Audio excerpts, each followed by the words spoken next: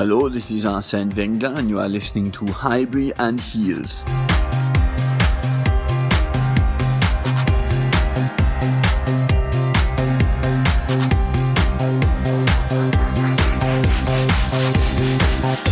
Hello everyone and welcome to another Highbury and Heels podcast. It's me, Amanda, Princess Guna, back. So, I've got the girls with me tonight. Hi Sophie. Yo, yo, yo, what up, what up? What up? And I've got Sophia. Hi girlfriend, welcome back. Hope you're feeling better. Oh, thank you. I've really missed coming on the podcast last week, but I was so ill in bed that I couldn't even look at a screen, let alone sit up. So, Happy New Year to all of you and to everyone that's listening. Belated Happy New Year to you all because I wasn't on. But I have to say that you girls rocked it last week, considering me and Seema were off. And unfortunately, Seema's still not with us. She's still unwell. So, get well, Seema. Get well, Seema. We miss her. So, tonight, it is the three amigos. Hey, trouble. Triple trouble. Triple trouble. Triple trouble. Or as they say, triple threat. Oh, yeah. I like that one. Yes. So, I'm your host tonight, girls, and we are going to discuss everything at Arsenal in trying to be slightly positive, okay? I'm trying to bring a bit more positive vibe to us at the moment because it's not really a positive vibe. So, girls, I wasn't on last week. I want to know a couple of things. First of all, how your new year was, and did you make any resolutions? Right, fine. I will share my revolutions with you. No, I don't call them resolutions. No, seriously, jokes aside, I hate resolutions. I never call them resolutions. You girls know I call them evolutions, right? Mm-hmm. Because I always feel like after day one, especially if you've decided not to drink or diet, you're toast because all you want to do is eat a burger and drink beer. So I never ever say I'm not going to do something. I always try to say I just want to be better. And do better as opposed to trying to eliminate things from my life. So, I just always first and foremost health and happiness for everyone I love and adore.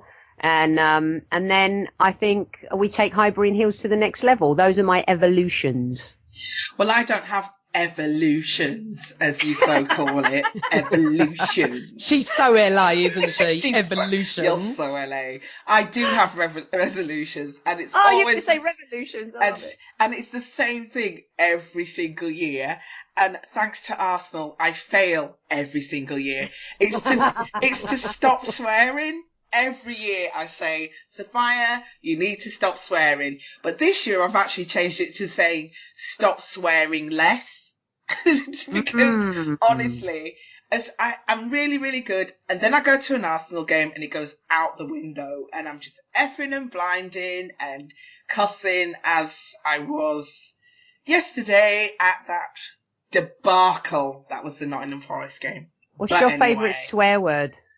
Oh, the F word. Are you allowed to say? It's the F word. Yeah, it's the F word. Right. And it's effing this, effing that, for F's sake. Every version you can think of, I use it, especially when I'm cussing Arsenal. Effing fabulous. Oh, yeah, even that way. I'm just like, Sophia, you really need to use better adjectives. But I don't. So not good. Well, if yours was to swear less, mine was to swear even less than that because I do swear. I don't even realise I'm doing it half the time. Me too. Obviously. Me too. I know, but I'm obviously the lady of the group. But wait, what is this? I missed the memo. I missed the wait. There's also a queen. Thank you. Thank you. Know, I'm glad you pointed that out, Sophie. And there's a diva, so maybe we'll have the listeners let us know who they think is the most ladylike out of all of us. I think we all know the answer to that. Yeah, and it's none of us three. Obviously. It's none of us three. She's missing. But I do have to say, I don't think any of us are going to be ladylike in the next few minutes when we get to discuss the debacle. That was Nottingham Forest in the FA Cup Sunday afternoon.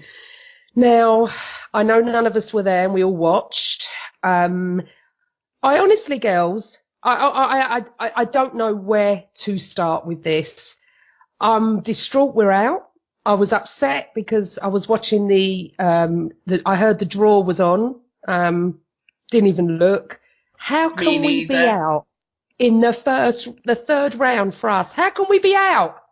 We showed no respect to the competition that has been our bread and butter and joy for the last 4 years.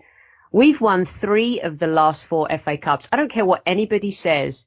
It is so hard to win anything in football these days. The competition, the money, the evolution of teams, championship teams, the desire of lower league teams to do really, really well. And we all 3 went back and forth, and you both totally disagreed with me on the team selection yesterday. And I felt that I was, okay, we make changes, but to not have any options off the bench to come on and change the game, I felt that was completely devoid of any desire to defend the FA Cup. We kind of just let it go, didn't we? We were having this back and forth on Twitter, on WhatsApp, and you were saying that you didn't think the starting 11 were good enough, but I disagree. I thought that starting 11, we had first teamers, we've got internationals.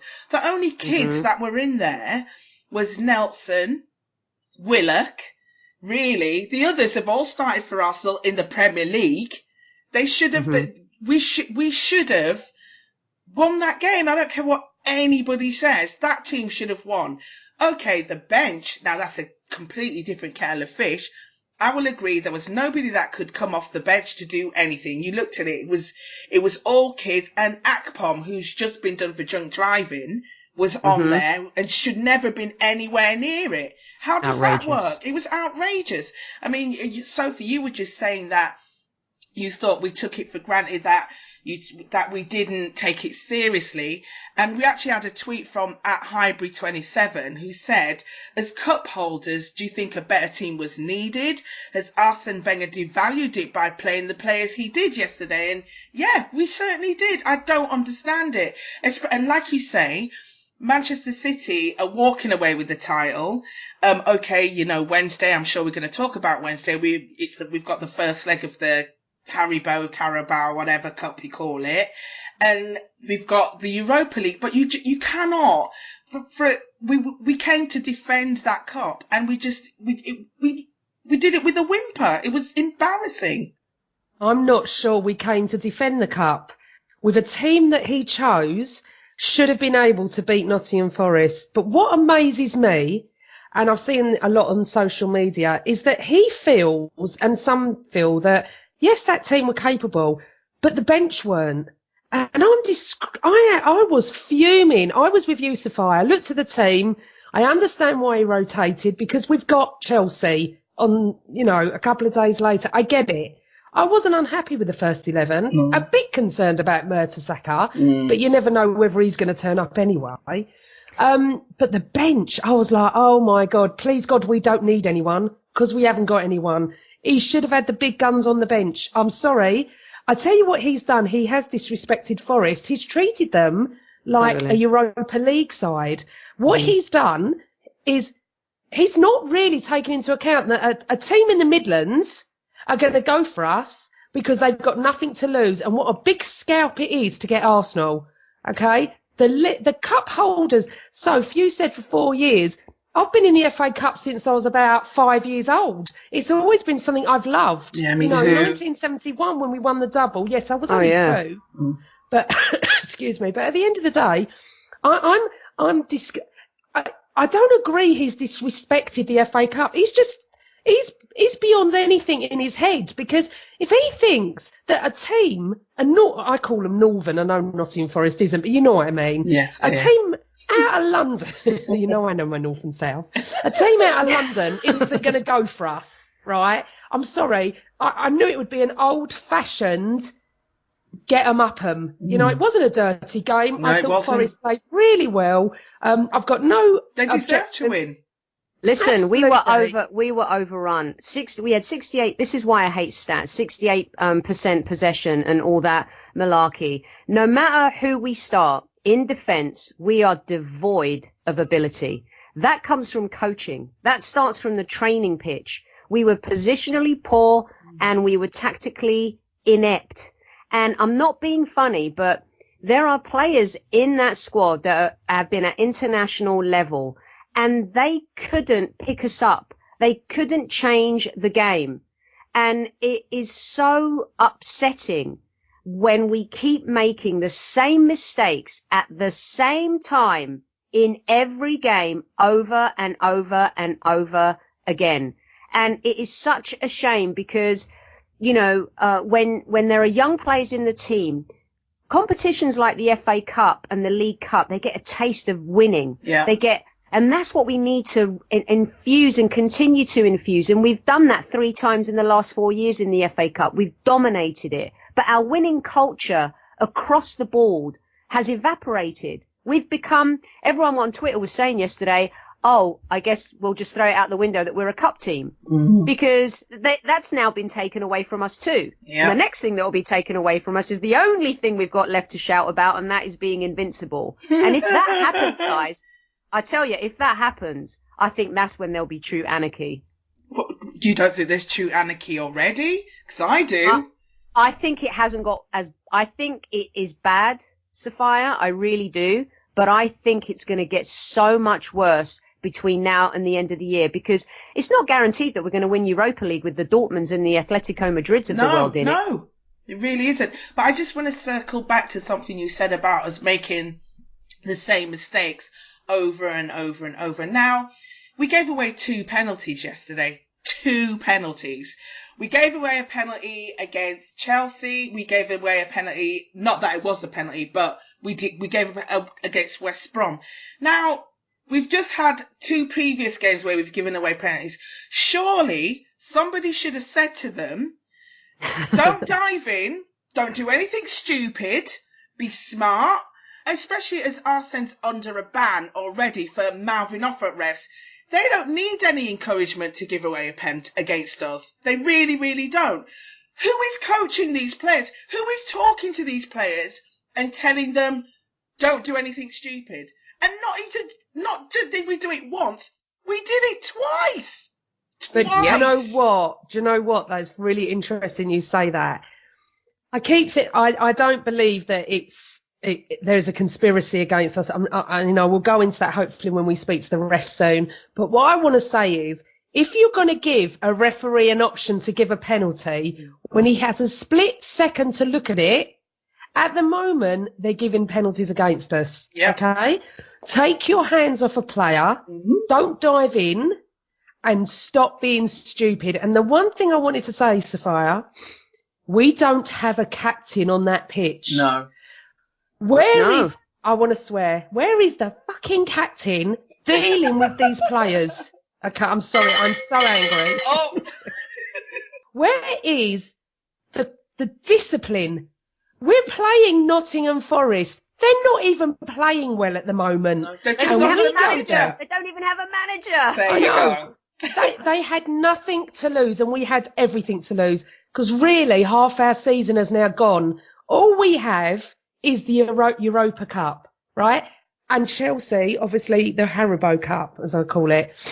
But realistically, we must be down on the floor. That club must be on the floor tonight, last night, tonight, tomorrow. How are we going to go to Chelsea and get anything? I'll never know. But we have to. We've got to find a way. We have to find a way. And, credit to Brereton and Eric Lehigh. They played their hearts out. What fantastic goals they scored as well. And how, before you go to the ref, I have to say this. The first goal, the wall, that is shameful. Pub teams don't even do that. Shocking. Lining up and putting them on side. Shocking. And getting that close to Ospina and scoring, that was exactly as you say, Sophia. Absolutely shocking. Disgraceful. I tell you something else. Have you seen the picture? Yes, with all the lines, the arrows.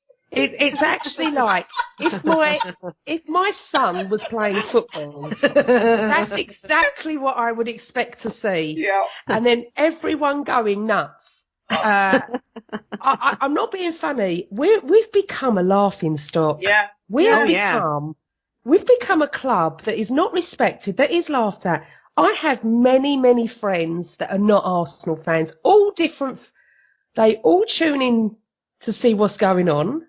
Yeah, and they all want Wenger to stay. Yeah. What does that say? Because they find it hilarious. They think it's funny. We're a dartboard. Did you see the meme that was going around yesterday? The beef stock, chicken stock, the picture of OXO beef stock, OXO chicken stock, and there's a picture of our badge saying laughing stock. And we are.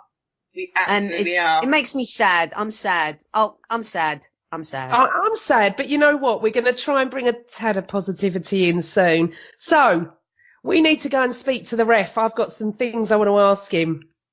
This is a public service announcement.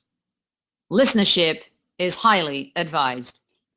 In order to protect his identity and the potential abuse from the Gooner Nation and Premier League fans at large, we cannot reveal the referee's name, blood type, or general location. Public service announcement, end. Okay, so it's that time of the week where we bring in the ref to discuss everything that we're unhappy with. Hello, referee. Good evening. Good evening. Hello, ref. Hi, ref. Good evening. I got a yellow card. I got a yellow card last week, so I'm on a yellow. You're on a warning. Yeah, you're on a yellow. You've been put forward to the disciplinary panel. What? Just going to get a ban like Wenger. Yeah, 40 grand fine. Wenger's ban wasn't enough. Shame it wasn't 3 years. Anyway, moving on. I'd like to discuss with you, referee, some of the incidents that Arsenal have been involved in the last 2 or 3 games. Coming off the Nottingham Forest game that we played yesterday, the penalty. To me, which one? Yeah, well, let's just discuss the controversial double kick one, shall we? After looking at it at least 44 times, I still can't work out whether he double kicked it. So how the referee is supposed to work that out, I don't know. What was your views on it? On the actual penalty kick itself, or the decision? Yeah. Do you think it was a double kick? My gut told me it was at the time. Just on view, I just thought, well, he's double kicked. It's kicked into his foot. But you're right. When you look at it again, you can't really tell. I think it does, actually. I think it comes off his toe.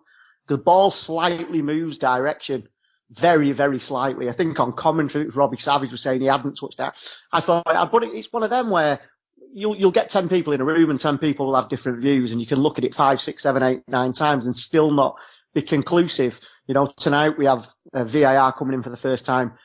It's got to be absolutely certain that there was an overriding element that it definitely wasn't a goal, wasn't a penalty. It had to be certain, and I don't think it can be certain in that instance. So even with VAR, I think the goal would have stood. But yeah, my gut instinct told me he did kick it into his foot. But yeah, on second view, third view, fourth view, you're not 100% certain. Okay, so do you think that both of the penalties were penalties? The first one definitely was a penalty. Rob Holding mistimes the tackle. I think his weight's going over the player, so as he's running, his weight is going over. Rob Holding kicks him on his knee and he goes down. For me, that's a certain penalty. I think you can tell by Rob Holding's reaction as well. Yeah. Because as soon as he does, he sticks his...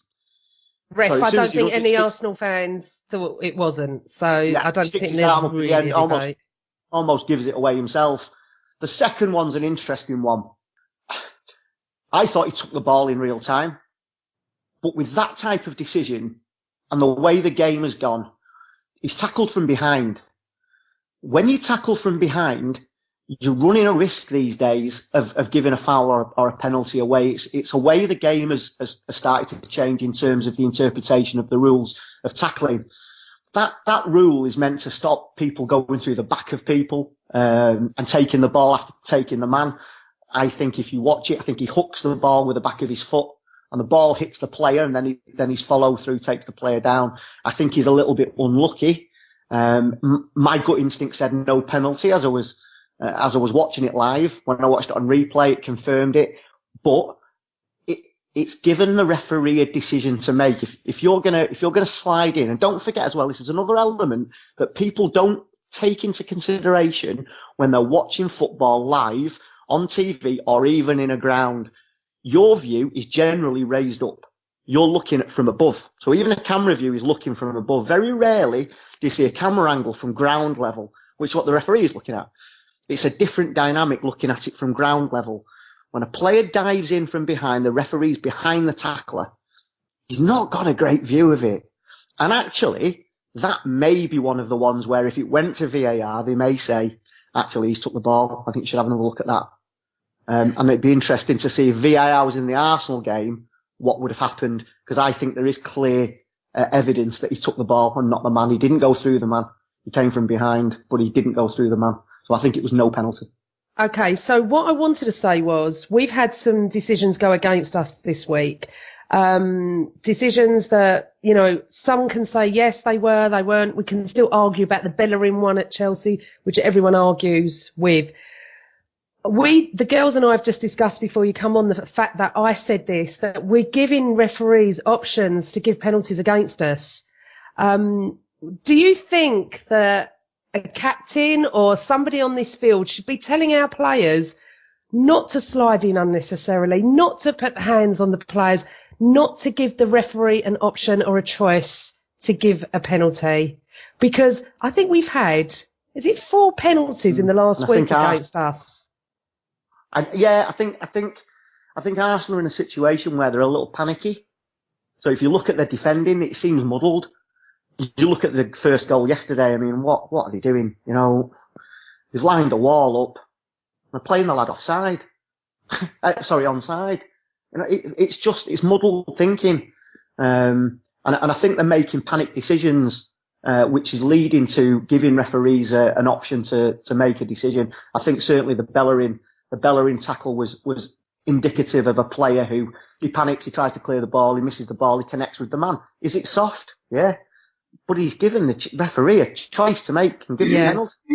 I think out of them all, the only one I would say where I think he didn't do that was the Mike Dean incident. I think that's the one where Arsenal have been really, really unlucky. But the rest of them, I think the referee has a decision to make, and Arsenal have put themselves in a position where referees can give penalties, and that's not great from a fan's point of view when they're watching that. It's a bit naive and a bit panicky for me. But referees have to make decisions. Referee, last week I asked you if the pressure Mourinho was putting on regarding the non-call that United didn't get, did that add, fuel to the fire in the Arsenal game, and did that put pressure? I think the follow-up game was West Brom and Dean. But as a referee, do you guys really sit down and think, oh, that's really pissed me off, that's really pissed us off? Because football fans are tribal, referees are tribal too, no? So Wenger thinks there's this massive conspiracy going on, which I think most Arsenal fans think is just deflecting from our poor form.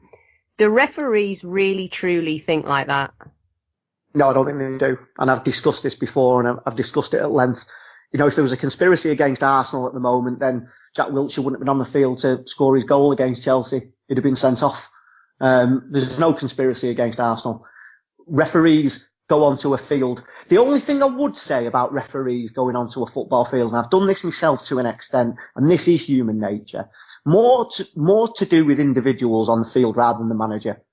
If you go on the field and it's human nature, if you've refereed someone before who has conned you, or has given you verbals, or has a bad tackle in him, and maybe Granit Xhaka is someone who suffers from this a little bit, maybe, even though his tackling technique is appalling, but anyway, that's a different matter. I think if Granit Xhaka does a tackle and another does a tackle, there is a sense that as a human being, a referee may think, oh, it's him. Same with diving. If a player's got a reputation for diving and he has, and he's conned you before, of course, human nature says in the back of your head, you're going to be more reticent to give a penalty. So I think human beings will make those type of judgments, even if it's subconscious. I don't think it's right at the forefront of their head.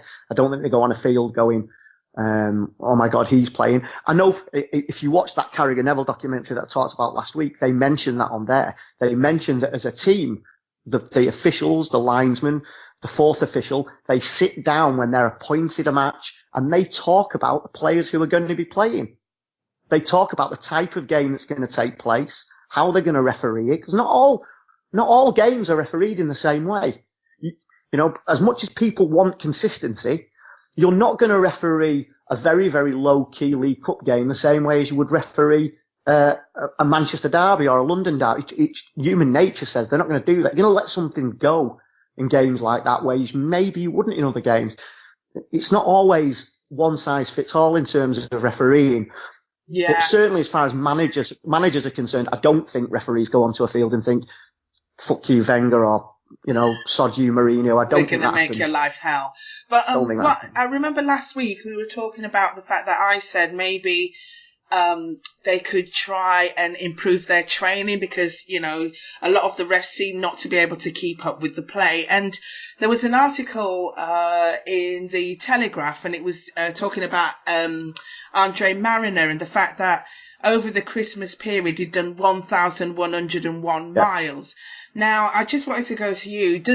Surely there should be more, just like players can't play how many games in a week, and people have been, you know, Wenger's been complaining about it, Conte's been complaining about it, etc.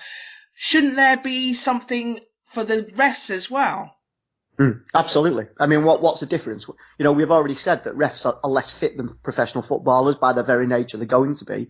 So surely the nature of the Christmas period is going to take that out even more on referees. And let's face facts, referees have to make brain-based decisions.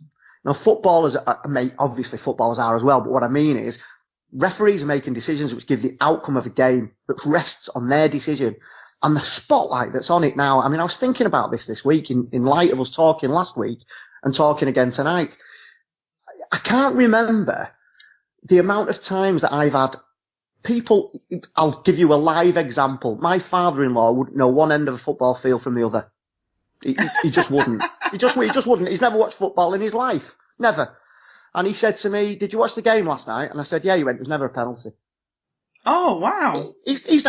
First thing, he's never watched a football game as far as I know in his life. So where did he get that from then? He was in the pub, it was on, people were talking about it. Right. And then all of a sudden it's, "Hello, Dave, you're into football, that's never a penalty."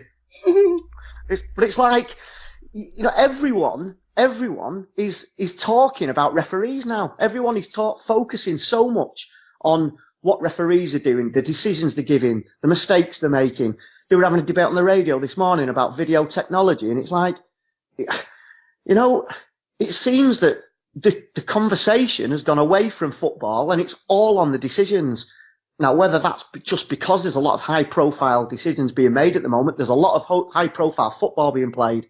This period in a season is mental. I mean, you know, we've got League Cup semi-finals this week. We've got FA Cup replays tonight. We've got a massive game at the weekend between Liverpool and Manchester City. No doubt there'll be decisions in that will be talked about. It's constant. I mean, I think there's been a game on every night, hasn't there?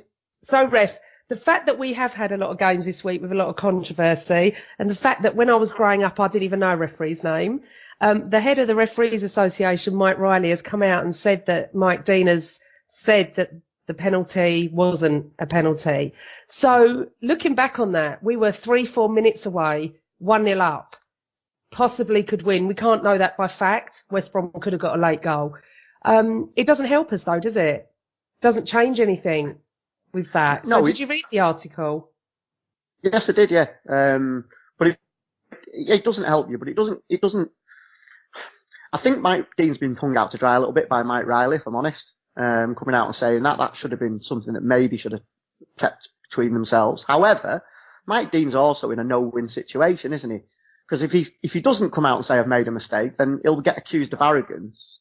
If he comes out and admits he's made a mistake, then people say, well, it doesn't make any difference and he shouldn't be making mistakes in the first place. So I feel a little bit sorry for Mike Dean, if I'm honest. You know, he's made an honest mistake. He's basically seen it wrong. and he's got it wrong. Which is why I keep saying, because part of that article, Mike Riley actually says, if VAR was used, then they could have stopped it, gone back, had a look, said, no, it's not a pen, and we met, like Amanda says, I nearly called you Gigi, like Amanda says, we could have, nobody knows, you can't tell whether we would have got the 3 points, but it was more likely we would have got those 3 points if VAR had been used.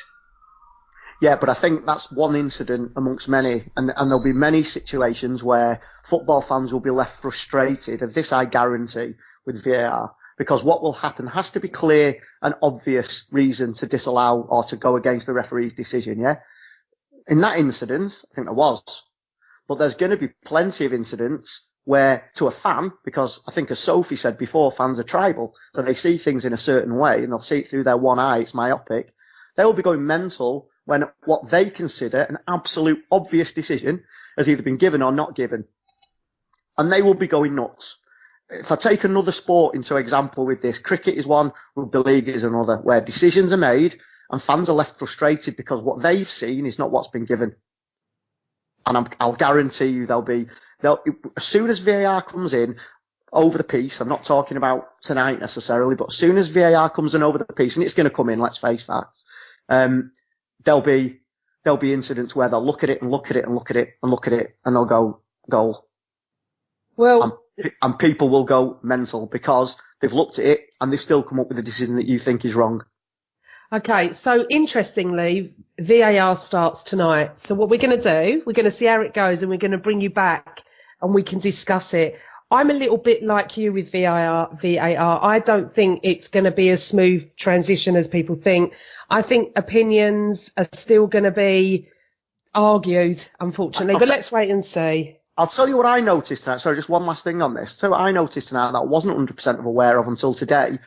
The VAR referees are sat in a studio in West London, yeah? That's where they're going to be tonight. So the game's at Brighton, the referees are in London. There's 2 referees.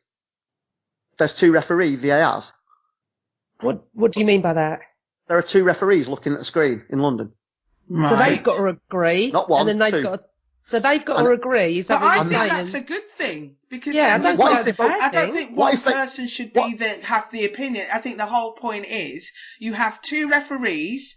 If one says, well, if one agrees with the ref on the pitch and the other one doesn't, then you go with the one that agrees with the ref on the pitch. If those two agree, if they neither of them agree with the ref, then you go with what they say. I think that's fine. Okay. I disagree with you. I think it's a mess. And the other thing that I've seen tonight is to go back to disallow a goal or an incident that leads to a decision. Yeah.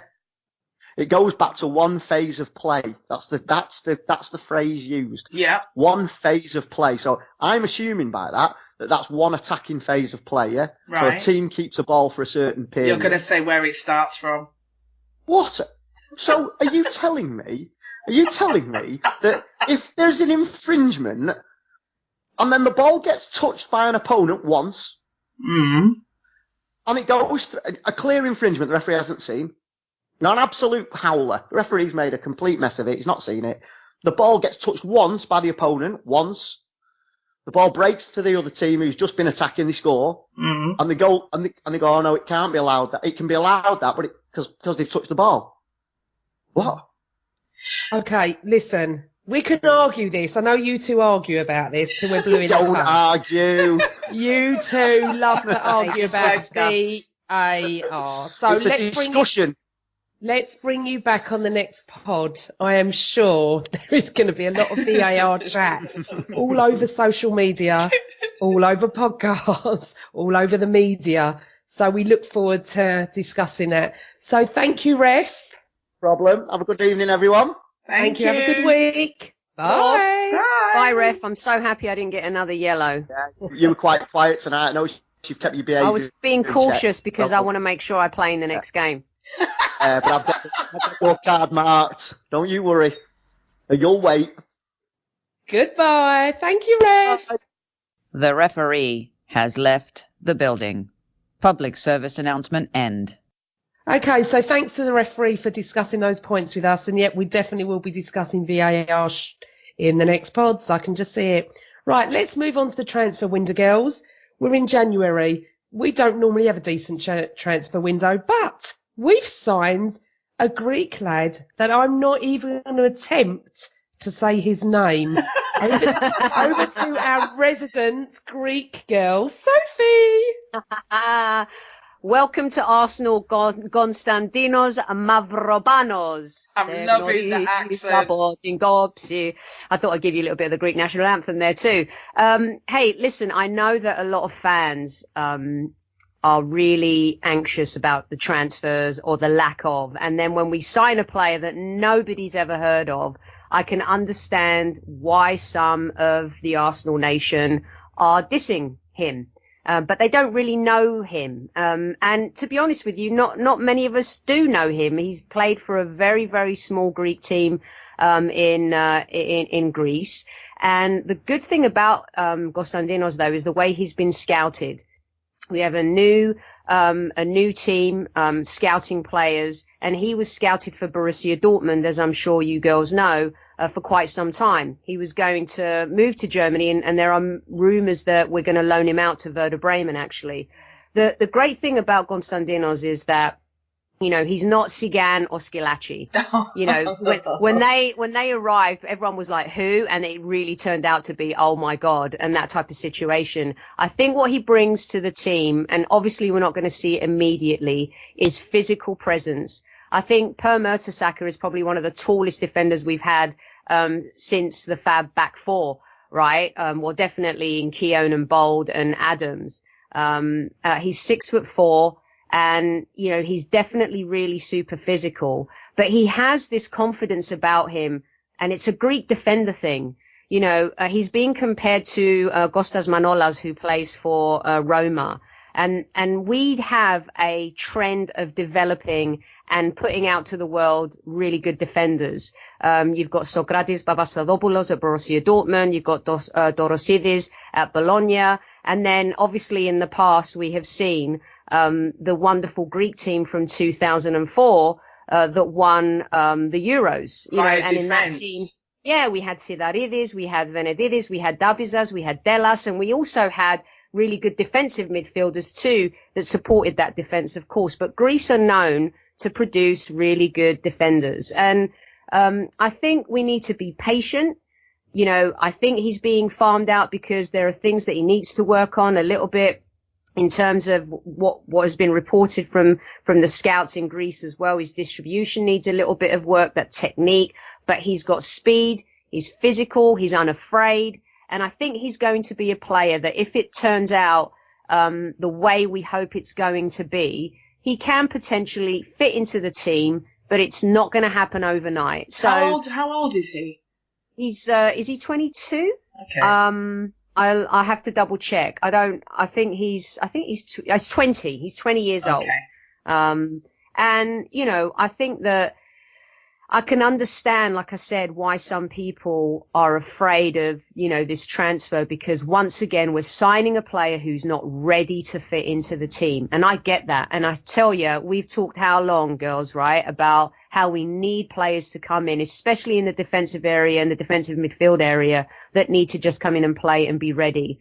But in this instance, it's not a lot of money. It's someone that is for the future. And let's just hope that we do kind of fill in some gaps along the way. I'm worried that he's playing Chambers and Holding and trying to say, look, this is what we've got for now. But if you're going to play Chambers and Holding, I wouldn't loan Konstantinos. I'd throw him into training with the team, being around world-class players, and seeing where we go from there. That's really interesting that you said that, because we got a tweet from @InkGD_CO. And he actually said, he or she could be, let's not be sexist. They said, do you believe Chambers, Holding and Mustafi are actually good enough to replace Kos, Pear and Nacho? Or do we need to search for a long-term star like Virgil, Van Dijk or Davinson Sanchez? Maybe, how do you say his name, Sophie? Konstantinos. Maybe he's the one that's going to fulfill our defensive problems. Do you think so? Do you think he... Well, And maybe it's easier to say Mavropanos than it is Konstantinos. I can't say I don't either. know. I can't do either. I'm not even going to try. I feel like because of the league he's played in and the team that he's played, it's not like he was playing for Panathinaikos or Olympiacos. He was playing for Your accent. Sorry, he was playing for a mid-table team, right? And so that's why he's going to need some time to adjust and see kind of, how he's going to progress. But I would let him progress within the Arsenal system. I'm not a huge fan of farming players out as soon as you buy them.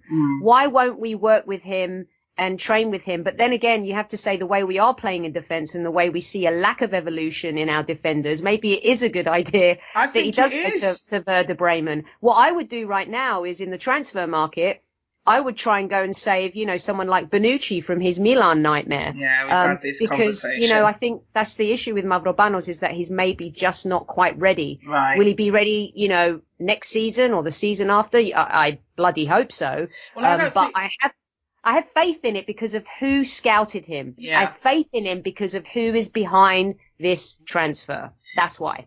I think it's for the best that he's being loaned out because, it doesn't seem like Steve Bolt has anything to do with any kind of defence, whether it be the first team, whether it be this under 18s. It doesn't matter at what level. Our defence is shocking. And so, if we're going to have any hope of Konstantinos Mavropanos, that's my... Hey, was that good? Hey, look at that. If we're going to have any... Oppa, bambe. I think he needs to go out and learn elsewhere, just like Arteta's gone to Man City and is learning under Pep. But, I'd just like to go on to... we haven't really made any signings, although apart from Konstantinos, but also Xavier Amici signed his first professional contract with us on his actual 17-year-old birthday, which was quite sweet. He's a favourite with Arsene again, right or left winger. He's made 3 appearances and scored 3 goals for the under 18, so I guess he's still young, and we'll have to see where he goes from here. But let's hope. Let's hope he does progress and he's not following into the footsteps of the ones that have played for us recently who've gone backwards and ended up going and leaving the club and not doing anything. But we'll see. Sophia, we're going to have some positivity. Sorry. We're kind of being positive. They're going to do really well for us. Well, they're going to do really well. Right, girls, listen. We all know Coutinho from Liverpool has now joined Barcelona. 142 million euros. Pounds. Money, man. Just let that sink in for a second when Alexis Sanchez could be leaving for £25 million. That's our own fault, though. That's age as well, right? There's an age difference, but at the height of his market price, Sanchez could have gone for 50 in the summer. Yeah. And I just feel... we can discuss it till we're blue in the face. I still feel he should have been signed or sold 2 years ago. How does that make you feel, Soph? How does it make you feel to think that Coutinho, a great player, he is a good player, I wouldn't say world class, but he's a very, very good player, 142 million, and we're going to get 25 million for who I think is a great player? Well, Sanchez has won 2 Copa Americas with Chile. And so for me, when you talk about players being world class, I also think they have to achieve at an international level as well. Agreed. Now, it's a little bit tough with Coutinho because he has moments where he's so world class. He scores some beautiful goals and he's the type of player that can turn a game on its head. And I think he's going to be a huge loss for Liverpool. But for £142 million, you have to say, once again, Liverpool Football Club, take a bow. I applaud you. They do great business. Great business. And they sell at the right time. Suarez, Torres, Coutinho. They're getting value for these players that have made it so clear that they do not want to play for their club. And you bring up a good point with Sanchez, because here is a player who supposedly has said, I do not want to play for Arsenal anymore. I want to move. And his desire is to go to City. And we have let his contract lapse. That to me is unforgivable and indefensible. Personally, I would love for us to keep him till the end of the season, because if we're only going to get 25 million for him, we might as well just just say goodbye to the 25 million and let him go for free, because that's nothing in this market. As you just said, 25 million compared to 142 million, might as well just keep him, because we're not going to get him. We're not going to get anyone in for 25 million at his level, are we? So you might as well just let him go for free. There's no point. Can you imagine what our season might look like without him for the rest of the season? Seriously. I know he's had some bad games and he's been giving the ball away, but without him, I think that we're worse off. Yeah, I agree. Oh, absolutely. I agree. Agreed. And I don't personally think he's been that bad. I know he has given the ball away. I agree with you on that. But he has, what I was saying today, he has tried in every single game. There isn't one game I can sit and think, well, actually, Sanchez didn't bother in that game. He just wants it the whole time. He's going to be a massive loss. Yeah. To let him go now, isn't he Champions League tied? Yes. Because he's played in Europa. Well, we weren't sure. Well, we weren't sure about that, were we? Because he plays Europa League. I'm not sure. Well, he is. And look at, Barcelona have just paid £142 million for a player that can't play in the Champions League for the rest of the season. That's a massive deal of money. Coutinho's injured for the next 3 weeks anyway, so he won't be playing. Sanchez can walk straight in and start playing. Yeah. I think you're both right. Keep him. Yeah. What's 25 million? What are we going to get? It's nothing in this market. In this market, it's nothing. Right, and they've already written it off as a bad debt. Yeah. So great. But can I just get your views quickly on, do you think, this is yes or no, do you think Ozil's going to sign and stay or not? Yes, I do too. Stay. I think he's staying. We've got to keep one of them. We've got to. Yeah. And he seems like he wants to. While Sanchez, you can tell he wants to go. I want him to, Sophia. If he doesn't stay, I'm going to cry. I'm going to have a princess tantrum on Twitter. Oh, gosh, we don't want that. I love him. Right, going back to Arsenal a little bit. Something in the news today. We don't know if it's true. Coquelin to West Ham. Good business? Bad business? Oh, I don't. Right now, with the way we're playing and the way that we can be so masterful at garnering injuries, do we really want to sell Coquelin in the January transfer window? I say we hold our cards for this transfer window, and whoever wants to go in the summer goes. Yeah. But right now, I just wouldn't make that deal. I wouldn't. Especially as we don't really have any defensive midfielders. Yeah, we know he has the red mist and can get himself sent off, but at least his first thought is to try and tackle, is to try and get back and protect the back four or back three, whatever we're playing. Mm-hmm. We've got no other players that do that. Everybody else wants to get forward. They think about They don't think about defending first. And he's really would you say El Nenny's a defensive midfielder too? I'm not sure, but Coquelin definitely is. And like you say, our injury record isn't great. I know it's improved this season, but I still wouldn't. If we don't have to get rid of anyone, then why should we?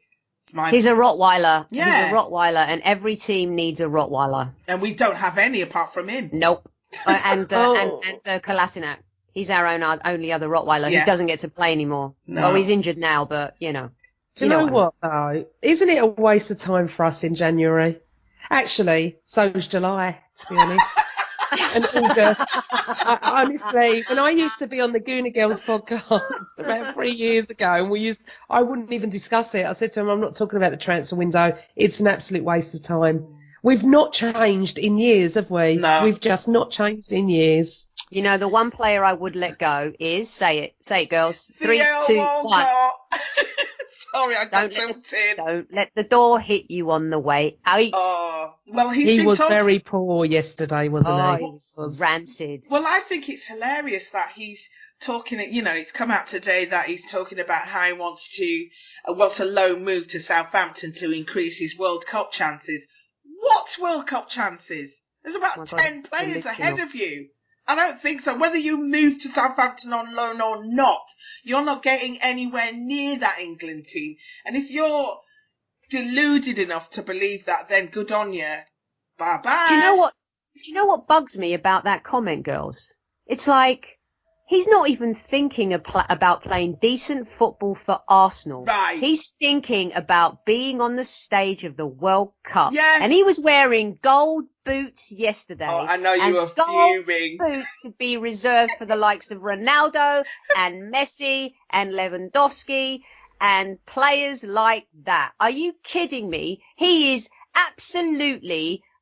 I like Theo as a human being, but that is a little bit full of yourself from someone who has nothing to be full of themselves about. You want to go play for England? How about you play a decent game against Nottingham Forest? Do you think you're going to be able to play against Brazil and Argentina? Oh, do me one. And breathe. That's Sophie's rant. Brilliant. We're going to move quickly into our little news section, and I'm going to lighten the mood a bit, and we're going to start with lovely Lucas Podolski. He's opened a kebab shop in Cologne. I love this story. I love this. I love him. And he called it Mangle Donut, and just shows how much he's loved. 1,000 people turned up to the launch, and people queued for like an hour just so that they could get a Poldy kebab. Which is just, I know. I mean, it's so sweet. It's so sweet. Don't you miss having a character and a personality like that in the side? Yeah, there's none now. We don't have any. Who have we got? Jack Wilshere is the only one. But I don't even know if he's in Poldy's level, is he really? No, not at all. Poldy was on he's a cult hero with Arsenal fans. Yeah. You know, wasn't there that long. But had such a huge impact and so personable and so likable. And I love how he still tweets about Tottenham when we play them. I mean, you know, I think we should just go to Germany and buy a kebab. Oh, I'd love to. Should we go to Germany and do a podcast in the kebab shop? Oh, bless him. Oh, could you imagine? He's so sweet. If only that had opened when we played them in the Europa League this season. That would have been mental. Yeah. So good. He should have thought of that. He missed his chance there, I think, Poldy did. He really did. But also, we was just talking earlier about the fact that, you know, for years it was Arsene that Mourinho used to like make his little stabby comments to, and now he seems to have turned his attention to Conte, which is quite interesting. But unlike Arsene, who didn't really, I don't think he really ever properly got one over on Mourinho, Conte seems to have got his number. And I love the fact that, you know, after Mourinho was going on about how Conte, he'd never be suspended for match fixing, that Conte just turned to him and said, "You're such a little man." I mean, if there's one that you know that touched a nerve with Mourinho, it totally did. Totally. The only time Wenger really showed any, you know, cojones with Mourinho was when he pushed him right on the touchline. We all loved that. That was just brilliant. I mean, it wasn't, you know, becoming of an Arsenal manager, but it was absolutely brilliant because of who he was pushing. And I think some managers have kind of maybe seen that and thought, you know what, we're not going to take your bullying nonsense anymore. And I think everybody who is not a Man United fan is right behind Conte. Oh yeah, totally. I mean, Mourinho's honestly that man. I cannot even go there. So I'm going to move on. I'm really sorry. I'm going to go back to yesterday's debacle and the fact that why? I'm so sorry, but we've had some really good Twitter questions, and I just thought I'd you know, hand them out. I'm going to ask you two, and you two can answer them. I'm going to sit back and just be the questioner, and you can give me your views. So the Queenstoner. The Queen. Oh, you and your bloody nicknames, woman. I like that. The Queen. I'll come up with one for you as well in a minute, I still can't say Sostradamus, but anyway. You just did, babe. You just did. Pastrami. Look, she's saying pastrami now. Jeez. Anyway. We need to take Sophie to a Greek restaurant with us and order, because the way she just did her accent up and down is brilliant. I love it. I bloody loved it. Anyway. At Adam P.J. Burton, are any of these young players actually good enough for a top 4 Premier League team? They have moments when they impress, but when it counts, they're invisible. I don't see any of these young lads setting the Premier League on fire, especially under Wenger. What you saying, Sophie? I think, inside joke, I think that Callum Chambers would probably just about get into the Crystal Palace team right now. I loved Rob Holding when I met him out here on pre-season. Lovely boy. I thought he was on a good trajectory, full of confidence after the FA Cup. And I have no idea, once again, what's happened to a young player under the guidance of Mr. Wenger. So the answer to that flatly is no. I don't think any of them would get into any of the top 6 teams right now. Are we 6th or 7th right now? I've lost track. We're 6th, which is where I predicted we finish at the end of this season, at the start of the season. So we're still aiming for my top 6. Gigi, right. Amanda, Princess Guna. I think it's unfair. I think it's unfair to criticise them at the moment, to be honest. Playing under Arsene Wenger, I'm afraid. I don't know what else to say without getting controversial, to be honest. You blame him for everything that's going wrong with the young players? I've seen so many players over the years come in that have had the most amazing touch, the most amazing football skills, and been ruined. And not progressed.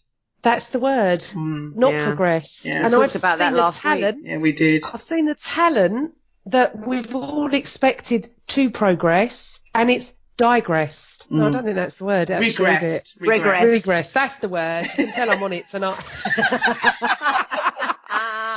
Love it. I'm going to get slaughtered. Okay, right, yes. So speaking... Gone backwards. If I'd have just said gone backwards, yeah. It's fine. But speaking of the academy... What I wanted to say, was not fulfil their potential. That's what I've been trying to say. Okay. So speaking of these young players not progressing, at Sabulia1202 has asked, why has Per Mertesacker been made head of the academy? He's got no qualifications. Can't we do better than this? Amanda? Oh, God.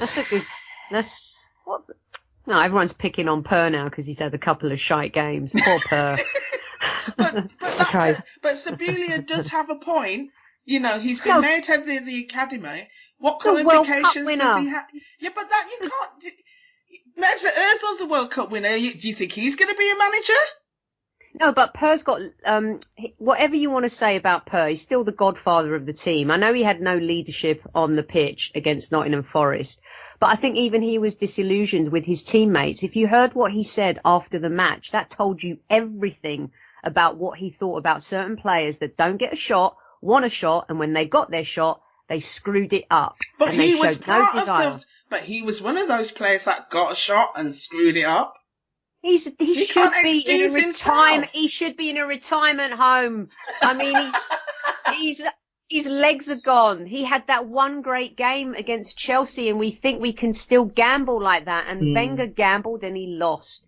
And so I like Per's personality. I think that he's really good with players. He knows how to talk to players, put his arm around players.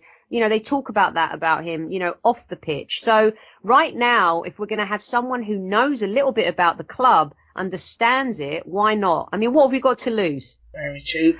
Amanda? I get Sophie's point, but he's at the end. He's finished. He couldn't even run yesterday. No. Okay? Doesn't mean he's going to make a bad academy manager, does it? He's going to tell him. He's going to tell him how to run. Oh, I'm just being facetious. I love Mertesacker. I love his energy. He reminds me of Poldy a little bit with the energy, but our time is done with that in defence, I'm afraid. But no, I think we've got to wait and see. Who knows? We can't say whether he's going to be good or not. And finally, I have one last question for you girls, ladies. At UK Silver Surfer 1 has asked, shall we just write off this season? Amanda? Yes. Really? Yes. And yes. I've written it off. Do you know what, though? Last season was a bit like this for me until the FA Cup. Yeah, but that's this true. Season, the fact that my dad... It's the first season without him, and he's not missed it one bit. No, he hasn't. He watched he's still obsessed, obviously. But what I think is that I sat here last night and I thought to myself, no FA Cup, possibly at the League Cup, trying to go for fourth, which I can't stand, and possibly a couple of Thursday nights in the Europa League, and we're only in January. That's it. Season's finished. Sorry. Absolutely not. These are this is still on, right? It's not over till the fat lady sings or the fat referee blows the whistle, right? We are still in the League Cup and we do have Chelsea's number in cup games. Wenger does have a little bit of something over Conte. Okay, so there's that hope to look forward to. Our senior players, are coming back for those games, right? And I feel like in Europa League, we've got a nice little formula going. I think as we progress, Ozil, Sanchez, they'll start playing more in those knockout phases. So absolutely not. We do not give up on the season so far. It is still only January. Anything can happen in football. There could be injuries to United players, Liverpool players, Tottenham players. So it's still on like Donkey Kong. Sophie, we beat Chelsea. We then go to play Man City. Yeah? Possibly, obviously, if they beat Bristol City. We're gonna beat City at Wembley, yeah? Semi-final of the FA Cup last year. We beat them both and we beat them convincingly. Okay. We were better then and they weren't as good as they are now. Yeah, that's true. Sorry, Think about that, Soph. I have to agree with Evander on that one. They are I don't want to much be better team humiliated this season. I don't want to be humiliated at Wembley the end of February. I don't want to be humiliated when they play us at the Emirates. Oh, God. I can't even. Anyway. Well, either way, we're playing them. The question was, do you want to give up on the season? And the answer for me is absolutely no way. No, that wasn't the question. The question was, is the season over? No, it wasn't. No, it wasn't. Yeah, it was. I asked the question. The question was, shall we just write off this season? Yes. Right. I don't think we should. I don't think we should. I don't either, but I feel like it is over already. Let me tell you what's going to happen. I want you to remember this date. When we're possibly out, we'll start going on a winning run in the league, okay? We'll end up winning 7 or 8 games because the pressure will be off. We won't have any pressure on us. That's what we do every season, right? We go past February, March ends, and then we win our last 10 games. One season we didn't do it. Excuse me. We did it at the beginning of the season, then that didn't happen. But yes, you're right, Soph. Most times it's Jan onwards, isn't it? This is the most weirdest time. I've never been out the FA Cup this weekend. So I actually feel like I'm in a parallel universe.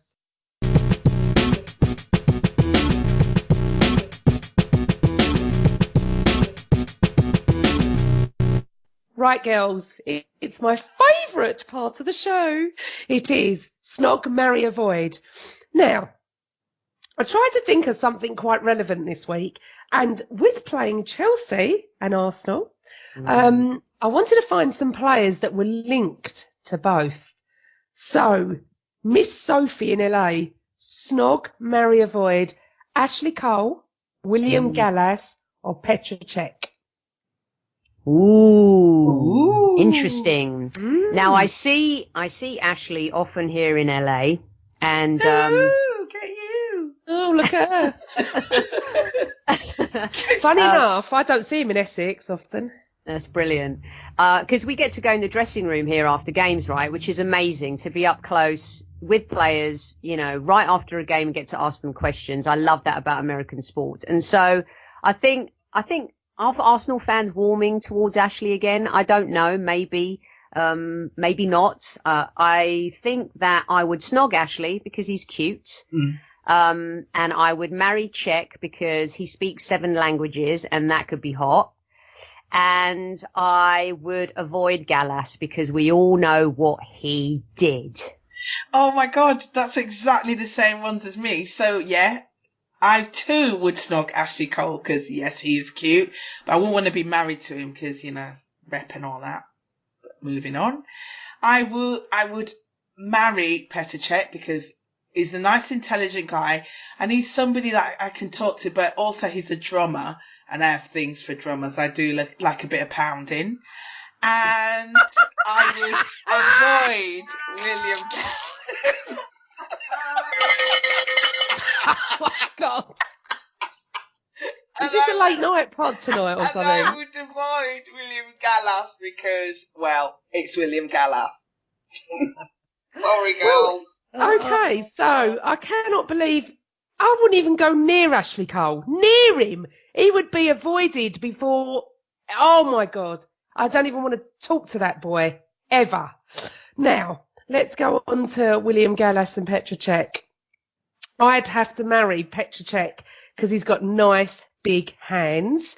And William Gallas I'd snog because he'd make me laugh because he's a loon. Oh, God. Oh, and there you have it. Play along at home, will you? Oh, Jesus. Moving on swiftly, we're going to come to my favourite bit of the show, which is my little game called How May I Assist You? Anyway, before we start, I'm just going to remind you of the leaderboard. Arsblog is currently top. Arsblog, he's only been on once and he's top. After guessing the player the quickest, Seema, oh bless her, is in second, Sophie's in third, and propping up the table, yep, you guessed it, it's our Amanda. Hold on, I thought Seema and I were on equal points. No, Seema is second Write a because letter to the FA. you can write your letter, it'll just go straight in the bin. Letter! Oh no, you like Amanda with a pen and pencil. You know what? I'll write it for you. Oh my God, I was laughing because Jens Lehmann had a pen and paper during that game yesterday. I'm like, yeah, you keep writing your notes, mister. Yeah, he was probably just doodling. Anyway, in order to give Amanda the opportunity to catch up, I'm only going to go back 4 years. And it's going to be a How May I Assist You FA Cup special. You know the rules, no Googling, no WhatsApping a mate. You can think out loud, but only give me an answer after saying stop. So you can kind of do little guesses, but when you think you've got the answer, say stop, and then I'll call out your name and you give me the answer. Okay, girls? All right. Right. In our FA Cup winning run of 2014, we played that lot up the road in the third round and beat them 2-0. Santi Cazorla scored the first goal, but what I want to know is who supplied the assist. And your first clue is he was born on the 14th of July, 1995. So, quite young. Any ideas? Oh no, she's off. Was that when Tim Sherwood was manager? I don't know. I wasn't looking. I don't care about that, the manager or anything. I just want to stop. Sophie. No. I was going to say Rosicky, but he's not. He's too old. Sorry. Amanda? Hold on. What game is this one? I thought you were talking about Matthew Flamini. No, sorry. Moving on to the next one. Oh, brilliant. Hilarious. His father is from the Ivory Coast. Any ideas, girls? Come on. Right. 4 years ago we played. Is this a league game? It's 4 years at Tottenham. Was it at Tottenham? It was at ours. I think it was at ours. I think it was at ours. It was definitely at ours. It was definitely at ours. It was at ours, yeah. Yeah. It was at ours. It was. I was going to say Javinio, but that's not the answer either. No, he's from the... And you've got to say stop. And stop thank cheating. you. Thank you, Amanda. God, she doesn't stop cheating. Right. Neither of you got any guesses? No. Okay, moving on. He began his career at TSV Weissach in Germany. Oh, stop. Amanda. Oh, what's his name? She's finally going to get a point. Oh my God. Come on. Are you talking about the German kid? Come on. Go on. Oh my God, I don't know his name. Oh my God. Oh my God, I know him. I can see him. You can't do that. The one who left for Werder Bremen. Come on. Sake! Oh, he's got that name that no one can say properly. You know they're all screaming at the pod now, right? Oh, give me the first initial. I'm not giving you any. Sophie? Oh my God, you can't do that. I can see him. Gnabry! Gnabry! Who was that? I said Gnabry, but it's Gnabry. Yeah, but you... say Oh, stop? Amanda, you poor Oh, I lost because I thing. didn't say stop. Oh, No, Amanda, I gave her the chance. I gave her the chance. You paused for enough time She did. for her she to did. try. And I did say Do you know what? Sophie, I actually got it this time, and I couldn't get a bloody name. and you still got I it. knew And you said, it was a name that no one said right. So- No, And Bridget, And no, I did the podcast sister thing, and I hesitated because she gave you time. I gave her a and lot of time. So I had to step basically, in, mate. Sophie was right. He scored a hat-trick in his senior debut for his national team. He's currently on loan at 1899 Hoffenheim. He won a silver medal with Germany at the 2016 Olympics. The answer is, of course, Serge Gnabry. Yay! So, Sophie, that catapults you I to am the top of the league. Right, I am you know top what? of the league. I got it am right. top of the league. I am top of the league. You don't get half points in football, You sister. really don't. You really don't. The one I'm going to get right, I don't even get the name out. Oh, I bless can you. see him. You actually gave me the answer when you said, "Oh, it's you went into the whole you did the whole rigmarole, and then it went to Werder Bremen." Way! Oh, German bless. kid. Bless you. I'm having a princess tantrum. Oh, I nearly got my first point.